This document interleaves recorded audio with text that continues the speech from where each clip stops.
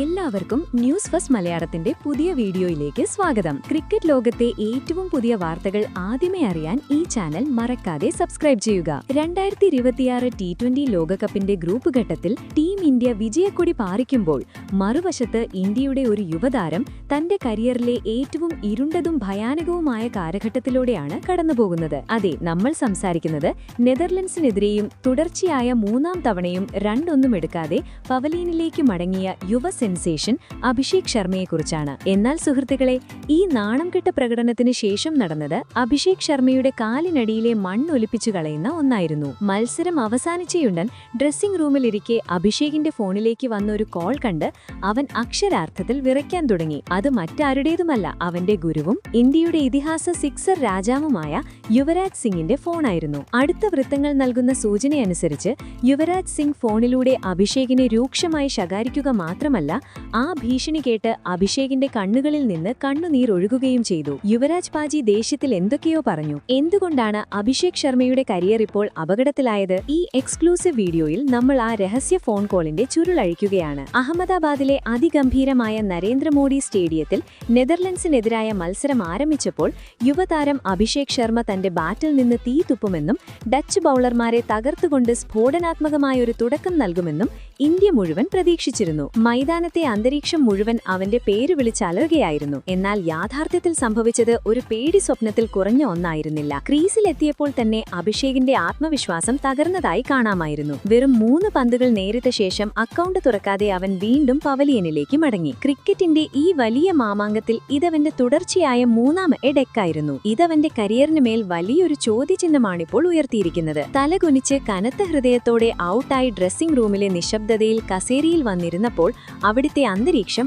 ആകെ മാറിമറിഞ്ഞു. സ്വന്തം kit bag പോലും തുറക്കാൻ കഴിയുന്നതിനു മുൻപ് പെട്ടെന്ന് അവന്റെ ഫോണിന്റെ വൈബ്രേഷൻ എല്ലാവരുടെയും ശ്രദ്ധ ആകർഷിച്ചു. ഫോണിന്റെ സ്ക്രീനിൽ യുവി പാജി എന്ന പേര് ഫ്ലാഷ് ചെയ്യുന്നുണ്ടായിരുന്നു. ദൃക്സാക്ഷികളുടെയും ടീമുമായി അടുത്ത വൃത്തങ്ങളുടെയും അഭിപ്രായത്തിൽ വിറയ്ക്കുന്ന കൈകളോടെ അഭിഷേക് ഫോൺ എടുത്തയുടനെ മറുവശത്ത് നിന്ന് ഇന്ത്യയുടെ മഹാനായ സിക്സർ കിങ് യുവരാജ് സിംഗിന്റെ കോപം ഒരു സജീവ അഗ്നിപർവ്വതം പോലെ പൊട്ടിത്തെറിക്കുകയായിരുന്നു. പഞ്ചാബിലെ മൈതാനങ്ങളിൽ നിന്ന് അന്താരാഷ്ട്ര തലം വരെ അഭിഷേകിനെ സ്വയം വാർത്തെടുത്ത് കുട്ടിക്കാലം മുതൽ അവനെ പരിശീലിപ്പിച്ച് സ്വന്തം അനിയനായി കണ്ട് ഈ നിലയിലെത്തിക്കാൻ രാവും പകലും അധ്വാനിച്ച യുവരാജ് തന്റെ ശിഷ്യന്റെ ഈ നിരുത്തരവാദിത്തപരവും അശ്രദ്ധവുമായ മനോഭാവത്തിൽ അക്ഷരാർത്ഥത്തിൽ കത്തിയരിയുകയായിരുന്നു. ഡ്രസ്സിംഗ് റൂമിന് പുറത്തുവരെ കേൾക്കാവത്ര ഉച്ചത്തിലായിരുന്നു യുവരാജിന്റെ ശബ്ദം. അഭിഷേക്, നീ എന്താ തമാശ കളിക്കുകയാണോ?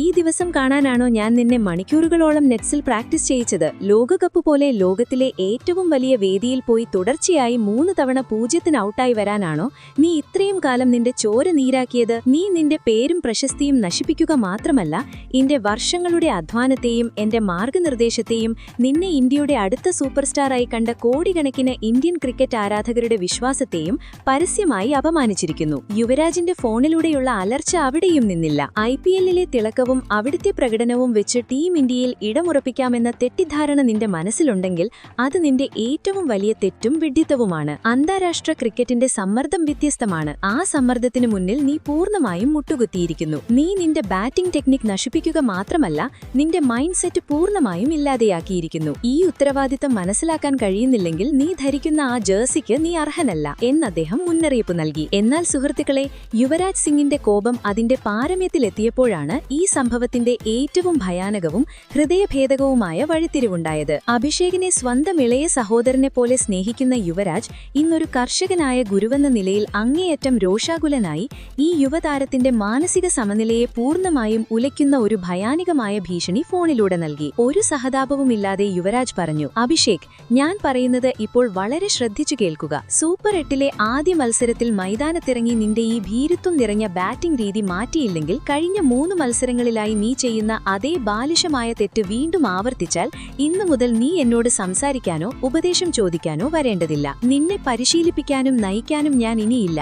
നിന്റെ മുഖം പോലും കാണാൻ ഞാൻ ആഗ്രഹിക്കുന്നില്ല. മൈതാനത്ത് തീ തുപ്പാൻ കഴിയുന്ന ഒരു പോരാളിയാകാനാണ് ഞാൻ നിന്നെ ഒരുക്കിയത്, അല്ലാതെ കീഴടങ്ങുന്ന ഒരു കളിക്കാരനാകാനല്ല. ടീം ഇന്ത്യയുടെ ആ നീല ജേഴ്സിയുടെ അന്തസ്സും മൂല്യവും നീ ഇതുവരെ പഠിച്ചിട്ടില്ല. ഓർക്കുക, നീ ഇപ്പോൾ സ്വയം തിരുത്തിയില്ലെങ്കിൽ പാലിൽ നിന്ന് ഈച്ചയെ വലിച്ചെറിയുന്നത് പോലെ വളരെ വേഗം നീ ഈ ടീമിൽ നിന്ന് പുറത്താക്കപ്പെടും. പിന്നെ ക്രിക്കറ്റിന്റെ ഈ അജ്ഞാത ലോകത്ത് നിന്നെ തിരിഞ്ഞു നോക്കാൻ പോലും ആരുമുണ്ടാകില്ല. ഇത് നിന്റെ അവസാനത്തെ അവസരമാണ്. അടുത്ത മത്സരത്തെ ഒരു കളിയായല്ല, ഒരു യുദ്ധമായി കാണുക. അല്ലെങ്കിൽ നിന്റെ പെട്ടിയും കിടക്കയും എടുത്ത് വീട്ടിലേക്ക് മടങ്ങുക. യുവരാജ് സിംഗിന്റെ ഈ ഹൈ വോൾട്ടേജ് ശകാരവും രൗദ്രഭാവത്തിനും ശേഷം അഭിഷേക് ശർമ്മയുടെ അവസ്ഥ പൂർണ്ണമായും സമനില തെറ്റിയതുപോലെയായി. ഫോൺ കട്ടായതിനു ശേഷവും അവനൊരു പ്രതിമ പോലെ തന്റെ കസേരയിൽ ഉറച്ചിരുന്നു. ഒരു സഹതാരത്തോടോ സ്റ്റാഫ് അംഗത്തോടോ ഒരു വാക്കുപോലും മിണ്ടാൻ കഴിഞ്ഞില്ല. അവന്റെ കണ്ണുകളിൽ നിന്ന് പശ്ചാത്താപത്തിന്റെയും കുറ്റബോധത്തിന്റെയും കണ്ണുനീർ ഒഴുകുകയായിരുന്നു. യുവരാജ് സിംഗ് പറഞ്ഞ കൈപ്പേറിയ കാര്യങ്ങളെല്ലാം തന്റെ ഭാവി സംരക്ഷിക്കാനും തന്റെ നന്മയ്ക്കും വേണ്ടിയാണെന്ന് അഭിഷേകിന് നന്നായി അറിയാം. എന്നാൽ